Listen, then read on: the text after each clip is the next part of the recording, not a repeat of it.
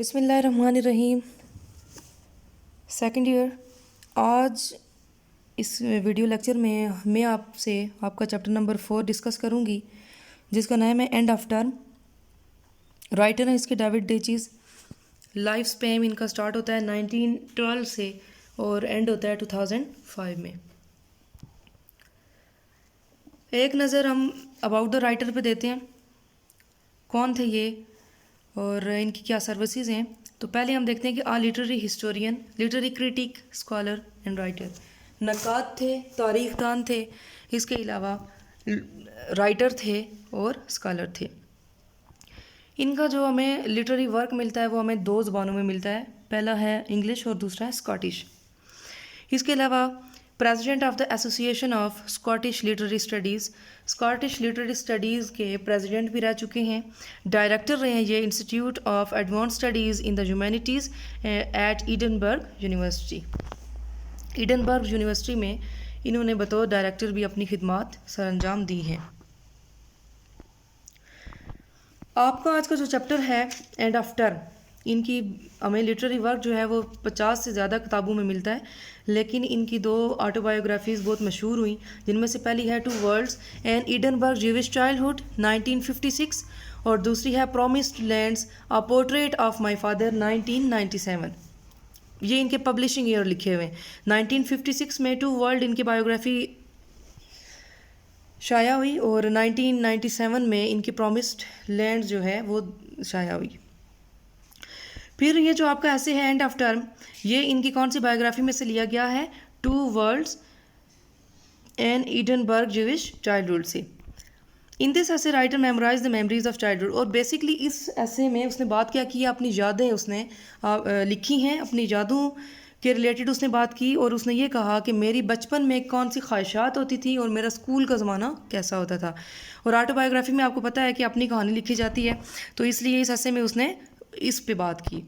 Next ہم دیکھتے ہیں چائلڈہڈ میموریز میں وہ کیا کہتا ہے. وہ یہ کہتا ہے کہ ہمیشہ سے ہمیں یہ خواہش ہوتی تھی جب ہم اسکول میں ہوتے تھے کہ کب ویکینڈ آئے گا، کب ہفتہ اتوار آئے گا اور ہم چھٹی کریں گے. پھر اس نے مزید یہ کہا کہ میرے ایک ٹیچر نے ایک بک لکھی جس کا ٹائٹل اس نے دیا فرائیڈے تھینک گاڈ، کہ شکر خدا کا کہ جمعہ آیا. پرفیکٹلی ایکسپریس مائی ایٹیٹیوڈ، کہ میرا جو رویہ ہے، جس طرح میری سوچ ہے ویکینڈ کے حوالے سے، بالکل یہ جو کتاب ہے اس میں اس نے میرے جذبات کی ترجمانی کی ہے. پھر وہ یہ کہتا ہے کہ کبھی میں نے اسکول کے اندر رہتے ہوئے، اسکول کا جو ٹائم تھا، جو اسکول کے اندر جو میرے ہارس گزرتے تھے، ان کو کبھی میں نے اپنے لیے بورنگ نہیں فیل کیا. کبھی مجھے ایسا نہیں فیل ہوا کہ میں اسکول کیوں آیا ہوں اور ایسی باتیں. لیکن وہ یہ کہتا ہے کہ جو اسکول سے جانے کے بعد جو ہمیں کام کرنا پڑتا تھا، ڈیلی گرائنڈ آف اسکول، کہ اسکول کے لیے تیار ہونا، آنا، پھر یہاں سے واپس جانا اور پورا دن تھکے رہنا، یہ چیز مجھے کافی بورنگ لگتی تھی. مجھے کافی تکلیف ہوتی تھی اسکول آنے میں، اور صبح کس طرح میں بستر چھوڑوں، اور ایسی بہت ساری باتیں آپ اس چیپٹر میں وہ یہ کہتا ہے. پھر دوسرا وہ یہ کہتا ہے کہ فرس کمپٹیشن، کہ اسٹوڈنٹس کے درمیان جو مقابلے کی فضا تھی، کہ یہ اسٹوڈنٹ اس کے مارکس زیادہ نہ ہو جائیں، یا اگر ایک اسٹوڈنٹ بہت اچھا پڑھ رہا ہے کلاس میں تو مجھے بھی اچھا پڑھنا چاہیے. یہ جو کمپٹیشن کی فضا تھی یہ بھی میرے لیے ایک بورنگ اسپیکٹ تھا. پھر وہ یہ کہتا ہے کہ ابنڈنٹ ہوم ورک، کہ بہت زیادہ ہر ایک سبجیکٹ کا جو ہمیں کام ملتا تھا گھر میں کرنے کے لیے، جو ہوم ورک ملتا تھا، یہ بھی میرے لیے ایک بورنگ اسپیکٹ تھا.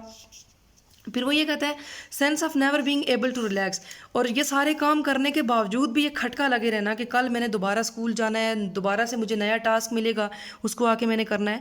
تو یہ جو ڈیلی بیس پہ اسکول کی جو روٹین تھی یہ بھی مجھے کافی بورنگ لگتی تھی، کافی تھکا دینے والی تھی، اور اس کی وجہ سے میں کبھی بھی ریلیکس نہیں رہتا تھا. کبھی مجھے ایسا نہیں محسوس ہوا کہ آج کام ختم ہو اور آج میں جی بھر کے کھیل لوں.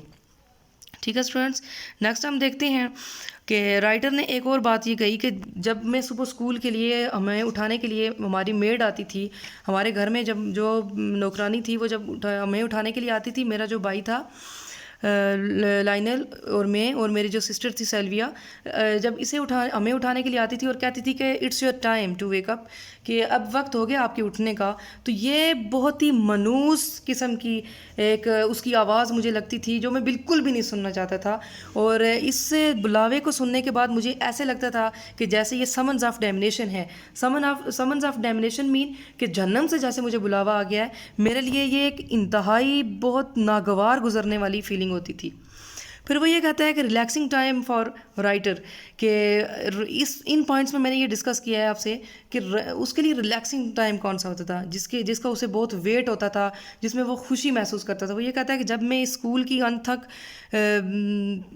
تھکا دینے والی روٹین سے نکل کے اس لائف میں گیا کہ جہاں پہ میں نے تھوڑا سا اپنے آپ کو ریلیکس فیل کیا. جیسے کہ اس نے بات کی کہ جب میں یونیورسٹی میں گیا تو یہ میرے لیے ایک نئی دنیا تھی اکیڈمک کی، جہاں پہ تھوڑا سا اسٹوڈنٹ جو ہے وہ ریلیکس رہتا ہے، اور میں بھی کافی ریلیکس رہا. پھر وہ یہ کہتا ہے کہ یونیورسٹی میں جب جمعرات کا دن آتا تھا، جمعرات کی جب صبح ہوتی تھی، تو یہ مجھے یہ احساس دلاتی تھی، یہ خوشی میں اپنے اندر فیل کر سکتا تھا کہ آج سے ہفتے کے اختتامی جو دن ہیں وہ شروع ہو گئے ہیں، جیسے کہ جمعہ، ہفتہ اور اتوار. تو یہ میرے لیے ایک بہت ہی خوشائن بات ہوتی تھی. جمعرات والے دن جو تھا اس کی جو صبح ہوتی تھی اس میں بڑی خوشی محسوس کرتا تھا. پھر وہ نیکسٹ کہتا ہے کہ Friday morning was positively rose coloured mean beautiful, passionate, pleasant, کہ بہت ہی خوشگوار، بہت ہی ایک خوشی کا جذبہ رکھنے والی صبح ہوتی تھی میرے لیے. کون سی؟ جمعے کی صبح. اور وہ یہ کہتا تھا کہ جب ویکنڈ آتا تھا اور جب ہمیں چھٹی ہوتی تھی، جب نیکسٹ 2 days ہمارے لیے ویکنڈ کے ہوتے تھے، تو جمعے والے دن جب ہمیں یونیورسٹی سے یا اسکول سے جب ہمیں چھٹی ہوتی تھی تو ہم اس طرح سے بھاگتے تھے جیسے کہ اسکیپڈ پرزنر بھاگ رہے ہیں. جیسے کہ قیدی کو اگر جیل سے نکالا جائے تو وہ جس طرح بھاگے گا اس قید والے ماحول سے، یہی ہماری حالت ہوتی تھی. ہم بھی اسکول سے اسی طرح بھاگتے تھے. پھر وہ یہ کہتا ہے کہ ویکینڈ کے حوالے سے اس نے بات کی ہے اس ایسے میں کہ میرا جو ویکینڈ تھا اس کے لیے میرے فیلنگس کیا ہوتی تھی، میں کیسا فیل کرتا تھا کہ جب ویکینڈ آتا تھا. وہ یہ کہتا ہے کہ Friday night was the best night of the week, کہ ہفتے کی سب سے بہترین جو رات تھی میرے لیے وہ کون سی ہوتی تھی؟ جمعے کی رات ہوتی تھی. اس رات میں اسے یہ احساس ہوتا تھا کہ ابھی میرے پاس 2 دن پڑے ہوئے ہیں، سیٹرڈے اور سنڈے، اور اس میں بہت اچھا کیا کر سکتا ہوں، آج کی رات میں سو لوں گا اور اگلے جو 2 دن ہیں ان میں اٹھ کے تو اپنا تمام تر جو ہوم ورک ہے، جو ہوم ٹاسک ہے اس کو کمپلیٹ کروں گا. اس لیے وہ یہ کہتے ہیں بیسکلی اس کے لیے جو فرائیڈے نائٹ ہے وہ بڑی ریلیکسنگ ہے، اس میں وہ کسی بھی طرح کی ٹینشن میں نہیں ہوتا تھا، ریلیکس فیل کرتا تھا. پھر وہ سیٹرڈے نائٹ کے لیے کہتا ہے کہ سیٹرڈے نائٹ واز پلیزنٹ ان اندر وے، اور جو سیٹرڈے نائٹ ہے میرے لیے وہ بھی کسی حد تک خوشگوار ہوتی تھی، لیکن بیسٹ نائٹ نہیں ہوتی تھی. خوشگوار ضرور ہوتی تھی کہ چلیں ابھی 1 دن اور ہے تو جو کام میرا رہتا ہے اور وہ میں نیکسٹ نائٹ تک کر لوں گا. لیکن جب وہ سیٹرڈے نائٹ سے آگے بڑھتا ہے سنڈے نائٹ کی طرف، تو وہ یہ کہتا ہے کہ Sunday night was full of the threat of Monday morning, کہ جو اتوار کی رات ہوتی تھی بالکل بے چین رات ہوتی تھی، اس میں بالکل سکون نہیں ہوتا تھا، وہی ٹینشن، وہی پریشانی. اور اس رات میں جو رائٹر ہے وہ کیوں اپنے آپ کو ریلیکس فیل نہیں کرتا تھا؟ اس کی وجہ یہ تھی کہ full of the threat of Monday morning, کہ وہ سوموار کی صبح کا پتہ دیتی تھی کہ یہ جو ہاورز ہیں جب یہ گزر جائیں گے تو کیا ہو جائے گا، جب یہ آورز گزر جائیں گے تو کیا ہو جائے گا کہ منڈے مارننگ کے سوموار کی صبح آنے والی ہے اور پھر سے وہی تھکا دینے والا ویکنڈ سٹارٹ ہونے والا ہے، ویک سٹارٹ ہونے والا ہے. Categories of respites. پھر اس نے نیکسٹ پیراگراف میں کیا بات کی؟ اس نے نیکسٹ پیراگراف میں یہ بات کی کہ کیٹیگریز آف رسپائٹس کے جو ہمیں چھٹیاں ملتی تھیں، ہالیڈیز جو ملتی تھیں، اس کو اس نے کیٹیگرائز کیا ہے کہ کس کس قسم کی ہمیں چھٹیاں ملتی تھیں. پہلی جو اس نے قسم بتائی ہے وہ کون سی ہے؟ پہلا جو ہمارے سامنے پوائنٹ ہے وہ ہے ان ایکسپیکٹڈ رسپائٹس، کہ غیر متوقع چھٹیاں ہو جانا، کہ جیسے کہ کسی دن اگر فٹ بال میچ ہے تو آف ڈے ہمارا کیا ہو جاتا تھا، آف ہو جاتا تھا، اور اس کے بعد ہمیں کھیلنے کا موقع مل جاتا تھا. پھر اس نے دوسری کیا بات کی ہے؟ ان ایکسپیکٹڈ کرائسس اور سیلیبریشن، کہ دوسری اس نے یہ کہا ہے کہ غیر متوقع طور پر یا کوئی کسی کی اگر موت ہو جاتی تھی، کوئی اگر ڈیتھ ہو جاتی ہے، یا اگر کوئی ہنگامہ ہو جاتا ہے تو اس کی وجہ سے جو ہمیں چھٹی مل جاتی تھی، اسکول آف ہو جاتا تھا، یا پھر یہ کہ کوئی اگر سیلیبریشن ہے تو اس کی وجہ سے ہمیں آف مل جاتا تھا. تو یہ دو کیٹیگریز اس نے ہمارے سامنے رکھی ہیں ان ایکسپیکٹڈ رسپائٹس میں. پھر وہ نیکسٹ بات کرتا ہے بلیسڈ بریکس کی. بلیسڈ بریکس اس نے ایسے چھٹیوں کو کہا ہے کہ جن کا وہ بڑا انتظار بھی کرتا تھا اور اس کے لیے وہ ایک کسی نعمت سے کم نہیں ہوتی تھی. اینول مڈ ٹرم ہالیڈے، کہ جب سالانہ مڈ ٹرم ہوتے تھے تو اس میں جو چھٹیاں ہوتی تھیں اسٹوڈنٹس کو پریپریشن کرنے کے لیے ایگزام کی، تو ان چھٹیوں کو وہ بلیسڈ بریکس کہتا ہے. اسکیٹنگ ہالیڈے، وہ یہ کہتا ہے کہ جب سخت برف پڑتی تھی، جب ٹھنڈ ہوتی تھی تو ہمیں برف سے پھسلنے کے لیے اسکول آف مل جاتا تھا، کوئی ایک ویک ویک جو ہے ہمیں اسکیٹنگ کے لیے مل جاتا تھا، وہ میرے لیے ایک بلیسڈ بریک ہوتی تھی. کرسمس اینڈ ایسٹر ہالیڈیز، پھر وہ یہ کہتا ہے کہ جو کرسمس کی ہمیں چھٹیاں ہوتی تھیں، جو ان کا ایونٹ ہے اس کے لیے جب وہ انہیں چھٹیاں ملتی تھیں تو وہ بڑا خوش ہوتا تھا. تو پھر وہ یہ کہتا ہے کہ ایک تھوڑا سا مایوس بھی ہوتا ہے. وہ یہ کہتا ہے کہ پہلے یہ چھٹیاں 3 ہفتوں کی ہوتی تھیں، پھر ان کو منیمائز کیا گیا، 2 ہفتوں کی ہونے لگیں، اور پھر جب انہیں مزید منیمائز کیا گیا تو اب یہ صرف کتنے دنوں کی رہ گئی تھیں؟ 10 دنوں کی رہ گئی تھیں. پھر جو تیسری کیٹیگری ہمارے سامنے وہ رکھتا ہے سمر ہالیڈیز کی. تو اسٹوڈنٹ سمر ہالیڈیز میں وہ یہ بات کرتا ہے کہ یہ ایسی چھٹیاں تھیں کہ جو میرے لیے لانگ پیریڈ آف بلیس تھیں، لانگ پیریڈ آف جائے تھیں، کہ اس میں جو ایکسائٹمنٹ تھی میری وہ اتنی ضرور ہوتی تھی کہ مجھے ایک دن گزرنے کے بعد یہ نہیں محسوس ہوتا تھا کہ اب میں نے دوسرا دن پھر میرا اسکول کے لیے آ رہا ہے اور میں نے وہ اٹھنا ہے صبح سویرے اور اس کے بعد جانا ہے اور سارا ہوم ورک ڈھیر سارا لے کے واپس آنا ہے. تو وہ یہ کہتا ہے کہ سمر ہالیڈیز پورے 2 منتھ کی ہمیں ہوتی تھیں. میرے لیے یہ بہت ہی لمبا ٹائم پیریڈ ہوتا تھا خوشی کا، اور یہ میں اس لیے بھی خوش ہوتا تھا ان کے لیے کہ باقی جو ان ایکسپیکٹڈ رسپائٹس ہیں یا بلیسڈ بریکس ہیں ان کا ہمیں پتہ نہیں ہوتا تھا کہ ہمیں اسکول سے یا یونیورسٹی سے چھٹی ملے گی یا نہیں، لیکن سمر ہالیڈیز کے لیے یہ یقین ہوتا تھا کہ انہوں نے ہر صورت میں آنا ہے، اور مجھے ان چھٹیوں کا بڑا انتظار رہتا تھا. پھر وہ یہ کہتا ہے کہ چائلڈہڈ وشز کی بات کرتا ہے کہ بچپن کی میری ایسی خواہشات ہیں، اور رائٹر یہ بھی لکھتا ہے کہ wishes don't come true to this life, کہ جو خواہشات ہیں وہ اس دنیا میں، اس زندگی میں کبھی بھی مکمل طور پر پوری نہیں ہوتی ہیں. جیسے کہ اس نے مثال دی ہے ٹرائی سائیکل کی، کہ بچپن میں میری یہ خواہش ہوتی تھی کہ میں 3 پہیوں والی سائیکل لوں، لیکن جو میرے پیرنٹس ہیں وہ نہیں افورڈ کر سکتے تھے اس سائیکل کو میرے لیے کہ میں اس سائیکل کو لے لوں. پھر وہ یہ کہتا ہے کہ میں نے اپنی اس خواہش کو انٹرپریٹ کیا، اس خواہش کو میں نے دبائے رکھا، اور بعد میں جب میں بڑا ہوا تو اس کے بعد یہی خواہش بن کے ابھری کہ میں نے کیا لینا ہے، بائی سائیکل لینی ہے، اور بائی سائیکل لینی ہے. اور بائی سائیکل سے بھی یہ جو خواہش ہے اس نے بائی سائیکل کی یہ جو خواہش ہے اس نے پوری کی. اور وہ کیسے پوری کی کہ اسے انعام ملا یونیورسٹی میں، اور اس انعام کے پیسوں سے اس نے اپنے لیے وہ بائی سائیکل خریدی. اور رائٹر جو یہاں پہ یہ بھی کہتا ہے کہ جب میں نے وہ پہلی بائی سائیکل خریدی تو میری عمر تھی 21 سال، اور وہ جو انعام مجھے ملا تھا ایڈنبرگ یونیورسٹی میں سے، تو اس انعام کے پیسوں سے میں نے وہ بائی سائیکل لی تھی.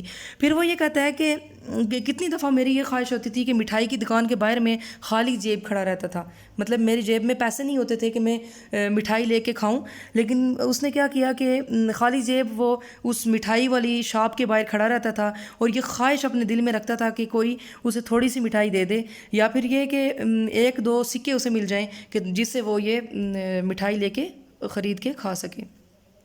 پھر اس نے چوتھی جو اپنی خواہش چھوٹی سی گنوائی ہے آپ کے سامنے رکھی ہے اسکرین پہ، آپ دیکھ رہے ہیں 4تھا پوائنٹ آئس کریم کا.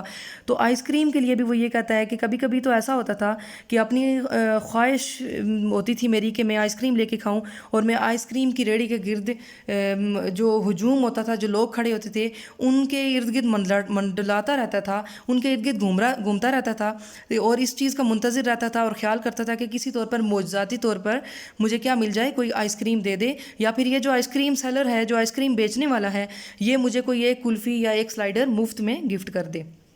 پھر وہ یہ کہتا ہے کہ yet the wish for summer holidays was always realize, لیکن ایک خوشی مجھے زندگی میں ملتی رہی، وہ یہ کہ گرمیوں کی چھٹیاں ہر سال آتی تھیں اور سمر بھی ہر سال آتا تھا. تو یہ ایک period of permanent felicity and enjoyment میرے لیے ہوتا تھا. فیلیسٹی کہتے ہیں پلیئر کو، کہ یہ میرے لیے کیا تھا، خوشی کا باعث تھا، اور یہ ایک بہت لمبا دورانیہ مجھے گرمیوں کی چھٹیوں کی صورت میں ملتا تھا جس سے مجھے بہت خوشی ہوتی تھی. اختتام اس کا یہ ہے، اس چیپٹر میں وہ یہ بات کہنا چاہتا ہے کہ wishes don't come true in the life, کہ زندگی میں کبھی بھی ساری جو خواہشات ہیں وہ پوری نہیں ہوتی، اور جو ہر ایک انسان ہے اس کے اندر خوشی کے جذبات بھی ہیں، اس کے لیے اس کے پاس خوشیاں بھی ہوتی ہیں، کچھ درد بھی اس کی زندگی میں آتے ہیں، خوف بھی اس کی زندگی میں ہوتا ہے، اور وہ خواہشات بھی رکھتا ہے. اس نے یونیورسلی اس چیز کو ڈسکس کرنے کی کوشش کی ہے کہ جس طرح کی میری چھوٹی چھوٹی خواہشات ہیں، اسی طرح ہر ایک انسان کے اندر کوئی نہ کوئی ایم ضرور ہوتے ہیں، کوئی ڈیزائرز ہوتی ہیں جن کو وہ فلفل کرنا چاہتا ہے.